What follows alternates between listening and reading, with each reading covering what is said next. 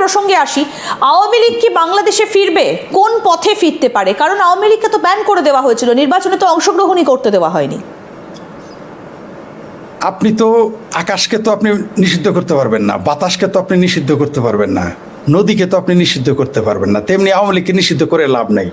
বাংলাদেশ আওয়ামী লীগ হচ্ছে, আওয়ামী লীগের যত দুর্নীতির কথা বলেন, যতই তাদের লুটপাটের কথা বলেন, তাদের ন্যায় অন্যায়ের অবিচারের কথা বলেন, ঠিক আছে, আংশিক সত্য, কিন্তু বাংলাদেশের জন্য আওয়ামী লীগ তো একটা রিয়ালিটি, এটা তো একটা ফ্যাক্ট। আপনি আওয়ামী লীগকে কীভাবে অস্বীকার করবেন? যারা মুক্তিযুদ্ধের নেতৃত্ব দিয়েছে সেই আওয়ামী লীগকে আপনি কীভাবে নিষিদ্ধ করেন?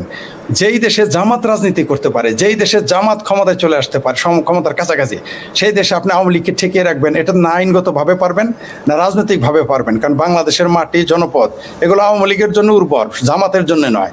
না হলে তো এবার তো আপনারা শুনেছিলেন, আমি ভারতের, ইউরোপ, আমেরিকার অনেক বন্ধু আমাকে বলেছে যে শেখ ফরিদ সাহেব এবার তো জামাত ক্ষমতায় চলে আসছে। আমি বলেছিলাম না, প্রশ্নই আসে না, জামাত ক্ষমতায় আসবে না, কারণ বাংলাদেশের মাটি তাদের জন্য উর্বর হবে না। এই দেশে আওয়ামী লীগকে নিষিদ্ধ করলেই তো হবে না কাগজে কলমে। আপনি দেখেন, আপনি 17 বছর তাও বিএনপিকে চেপে ধরে রাখা হয়েছিল, বিএনপিকে কি ঠেকিয়ে রাখা গেছে? তারা 2/3 আসন নিয়ে ক্ষমতায় চলে আসছে। আর আওয়ামী লীগ তাদের চেয়ে বড় সংগঠন। বাংলাদেশে এমন কোনো অলি গলি আছে যেখানে বাংলাদেশ আওয়ামী লীগ নেই, ছাত্রলীগ নাই? আপনি এটাকে কিভাবে ঠেকান? আইন করে তো আপনি কোনো রাজনৈতিক দল নিষিদ্ধ করতে পারবেন না। কিন্তু ফিরবে কোন পথে? তারেকের হাত ধরেই কি ফিরবে? তাদের পথ বহুবিধ রয়েছে।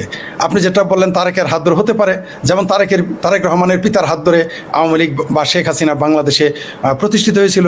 তাদের আগমনের, শেখ হাসিনার আগমন তো তার জিয়াউর রহমানের শাসনের সময়, তেমনি তারেক রহমানের হাত ধরে আসতে পারে। এটা একটা পথ, নাও হতে পারে, অন্য কিছু হতে পারে।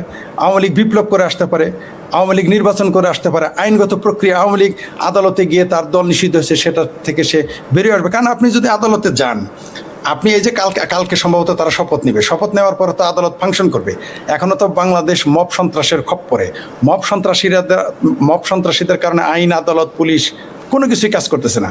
যখন আদালত কাজ করবে, কারণ যে কোনো অনির্বাচিত সরকারের চাইতে নির্বাচিত খারাপ সরকারও ভালো, মিনিমাম আদালত ফাংশন করবে। এই 17-18 মাস বাংলাদেশে আদালত ফাংশন করেনি। এখন তো যে কেউ আওয়ামী লীগের একজন লোক শুধু আদালতে যাবে, আদালতে গেলেই তো আপনি তার নিষিদ্ধতা উঠে যাবে, এটা তো টিকিয়ে রাখতে পারবেন না। সেইভাবে সে আসতে পারে। অথবা যদি আপনি তারেক রহমান যদি শেখ হাসিনাকে প্রবেশ করতে না দেয় বা আওয়ামী লীগকে আদালতের যদি তাদের কার্যকলাপ চলতে না দেয় আদালতের মাধ্যমে, তাহলে আওয়ামী লীগ বিপ্লবের মাধ্যমে ফিরবে। আওয়ামী লীগ তো বিপ্লবী দল না, কিন্তু আওয়ামী লীগ হচ্ছে একটা নির্বাচনের মাধ্যমে, প্রক্রিয়ার মাধ্যমে আসতে চায়। কিন্তু যখন আপনি তাকে চেপে ধরবেন, তারা বিপ্লব ঘোষণা করবে। আর আওয়ামী লীগ যদি বিপ্লবী হয়ে যায়, জামাত, বিএনপি, এই সমস্ত দল ভেসে যাবে, টিকে থাকতে পারবে না। যদি আওয়ামী লীগ বিপ্লবী দলে পরিণত হয়, শুধু তাদের অঙ্গ সংগঠনের যে কোনো একটাই যদি, ধরেন ছাত্রলীগ তারা বিপ্লবী সংগঠনে পরিণত হলো, বা যুবলীগ বিপ্লবী সংগঠনে পরিণত হলো, একটা অঙ্গ সংগঠন বিপ্লবী সংগঠনে পরিণত হলো। তারা কোথায়? যে আপনি বলছেন আওয়ামী লীগ বিপ্লবের মাধ্যমে ফিরবে, তারা কোথায়? ভোটের দিন তো কাউকেই দেখা যায়নি। আওয়ামী লীগের ভোট তাহলে কোথায় গিয়ে পড়লো?